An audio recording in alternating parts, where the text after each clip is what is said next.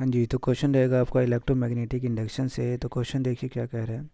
The magnetic field through a circular loop of wire 12 centimetre in radius and 8.5 ohm resistance changes with time as shown in the figure. ठीक है, तो आपके पास एक wire है जिसका radius आपको दिया गया है कितना, 12 सेंटीमीटर। ठीक है, सर्कुलर वायर है और इसमें रेजिस्टेंस कितना ऑफर हो सकता है, 8.5 ओम। ठीक है, अच्छा, इसी वायर में आपके पास एक मैग्नेटिक फील्ड है, ठीक है, जो कि टाइम के साथ वैरी कर रही है। और वो कितना वैरी कर रही है उसका ग्राफ आपको यहाँ पर दिया गया है, बी वर्सेस टाइम। ठीक है, आगे बोल रहा है जो मैग्नेटिक फील्ड है is perpendicular to the plane of the loop. तो परपेंडिकुलर है तो मान लीजिए मैं भीतर की तरफ मान लेता हूँ, तो ये भी तो परपेंडिकुलर ही हुआ ना। पर इसमें ये नहीं बोला है कि ऊपर की तरफ है कि भीतर की तरफ है। ठीक है, तो मैंने भीतर की तरफ परपेंडिकुलरली मान लिया, किसके, इस प्लेन ऑफ द लूप के। ठीक है, अच्छा, आगे बोल रहा है calculate the current induced in the loop and plot a graph showing induce current as a function of a time. तो हमें पता है कि जब ये वेरी करेगा मैग्नेटिक फील्ड, ये यूनिफॉर्म मैग्नेटिक फील्ड नहीं है, ठीक है, वेरी कर रहा है मैग्नेटिक फील्ड। जब वेरी करेगा तो इसमें जो फ्लक्स एसोसिएटेड होगा इस वायर में वो चेंज होगा, और चेंज इन मैग्नेटिक फ्लक्स से क्या होगा, आपका इंड्यूस ईएमएफ क्रिएट होगा और फिर उससे इंड्यूस करंट आ जाएगा। ठीक है, तो फैराडे ने यही बातें तो बताई थी कि जो इंड्यूस ईएमएफ होगा वो किसके बराबर होगा, -d∅dt। ठीक है, अब ये जो फाई होता है, फाई क्या होता है, फ्लक्स होता है। ठीक है, बी ए कॉस थीटा। ठीक है, cos theta basically theta area of the loop का जो वेक्टर है, और जो मैग्नेटिक फील्ड का जो डायरेक्शन है ना, उसके बीच में एंगल है। तो फिलहाल ये एंगल है 0 डिग्री। अगर मैं भीतर की तरफ एरिया वेक्टर मानूँ और मैग्नेटिक फील्ड भी भीतर ही है, तो ये तो ज़ीरो, ये मतलब कॉस थीटा 0 हो जाएगा, तो ये वैल्यू आ जाएगी 1। आ रही बात समझ में। तो बच्चा पूरा डिपेंडेंसी किस पर है, फाई का बी और ए पर। चूँकि area of the loop change हो नहीं रहा है, जिसकी वैल्यू आप πr² से निकाल लेंगे। ठीक है, आर की वैल्यू 12 सेंटीमीटर में है, तो उसको मीटर में कन्वर्ट करना है आपको। ठीक है, अगर आपको ऐसा ही में सारी चीज़ें चाहिए तो। अच्छा, तो चेंज क्या हो रहा है, चेंज आपका मैग्नेटिक फील्ड हो रहा है। अच्छा, इसका मतलब मैग्नेटिक फील्ड के चेंज होने से सिर्फ फ्लक्स चेंज हो रहा है ना, ध्यान रखना है। सिर्फ और सिर्फ मैग्नेटिक फील्ड चेंज हो रहा है, एरिया नहीं चेंज हो रहा है। तो सारा डिपेंडेंसी मैग्नेटिक फील्ड पे आ गया। ठीक है, तो बस आपको यही चेक करना है कि मैग्नेटिक फ्लक्स कितनी रेट से चेंज हो रहा है, और आपको इंड्यूस ईएमएफ निकाल लेना है। अब इंड्यूस ईएमएफ जो आया है ये, अगर इसको मैं आर से डिवाइड कर दूँ, रेजिस्टेंस ऑफ वायर से डिवाइड कर दूँ, तो यही आपका इंड्यूस करंट कहलाएगा। ठीक है, अगर मैं इसको भी 1/r से डिवाइड कर दूँ तो ये क्या आएगा, इंड्यूस करंट आ जाएगा। तो इसका मतलब इंड्यूस करंट की वैल्यू भी किस पे डिपेंड कर रही है, फ्लक्स पे डिपेंड कर रही है, और फ्लक्स के चेंज होने पे डिपेंड कर रही है। और फ्लक्स कैसे चेंज होगा, सिर्फ और सिर्फ मैग्नेटिक फील्ड चेंज होने से यहाँ पर इस क्वेश्चन में। ठीक है, तो हमारे पास फॉर्मूला आ गया, उसको हम लिख लेते हैं सही तरीके से। तो आई इज इक्वल टू कितना आया, आई is equal to -d∅/dt 1/r।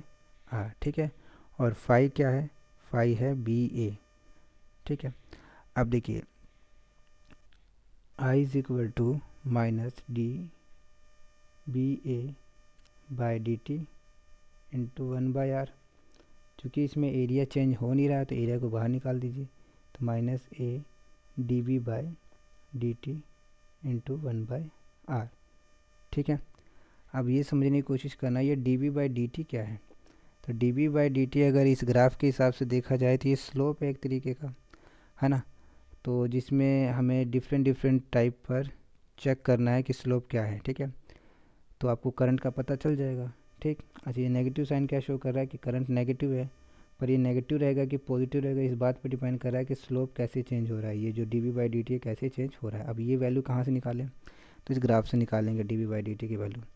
ठीक है, तो टाइम इंटरवल 0 से लेके 2 सेकंड तक स्लोप क्या है, ये है ना स्लोप, और इस स्लोप की वैल्यू थीटा से निकल जाएगा। अब ये थीटा क्या है, tan थीटा, और tan थीटा की वैल्यू क्या लिखोगे, tan थीटा की वैल्यू लिखोगे 1/2। देखिए 1 ये है, 2 ये है। आ रही बात समझ में। तो इस तरीके से आपने ये देखा कि dB/dt की वैल्यू कितनी है, 1/2, पर कितने टाइम इंटरवल के लिए, 0 से लेके 2 तक।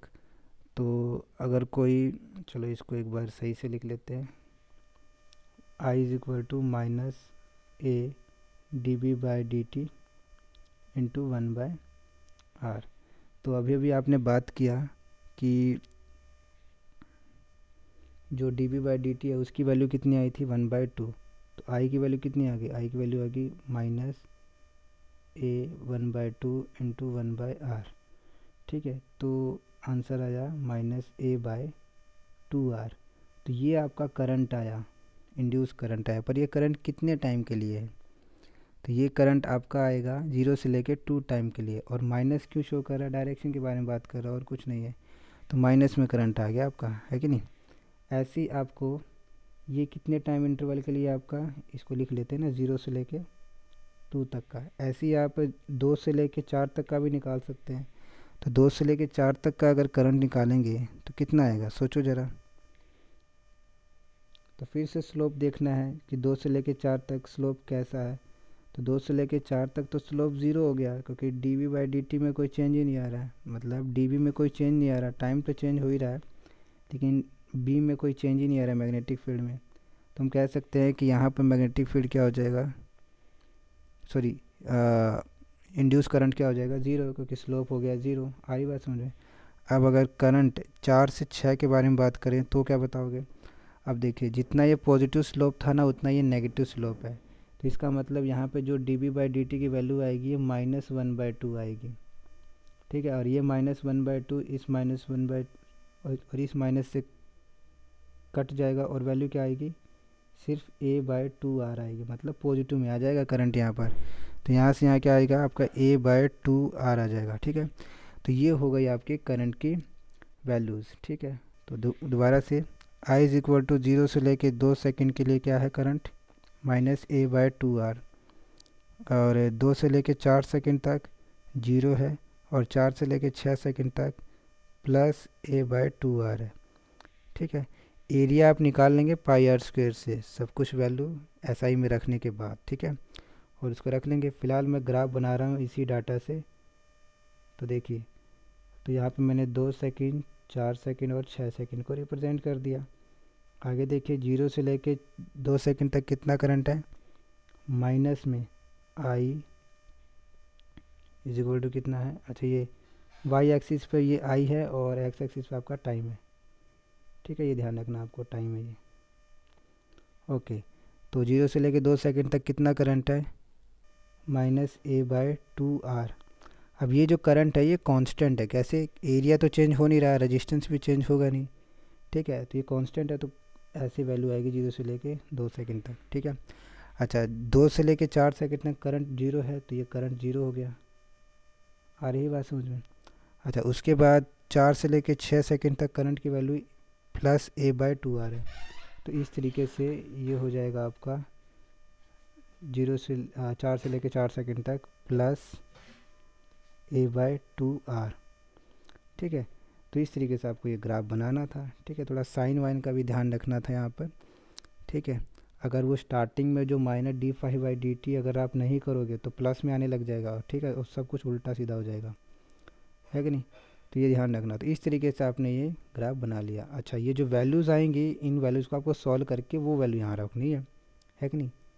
तो ये समझ में आना चाहिए। तो ये ग्राफ हो गया, फिर ये ग्राफ यहाँ आ जाएगा, फिर ये ग्राफ यहाँ आ जाएगा। ठीक है, तो इस तरीके से आपको ये ग्राफ ड्रॉ करना था I वर्सेस टाइम के बीच में, जो कि I क्या है, एक तरह का इंड्यूस करंट है।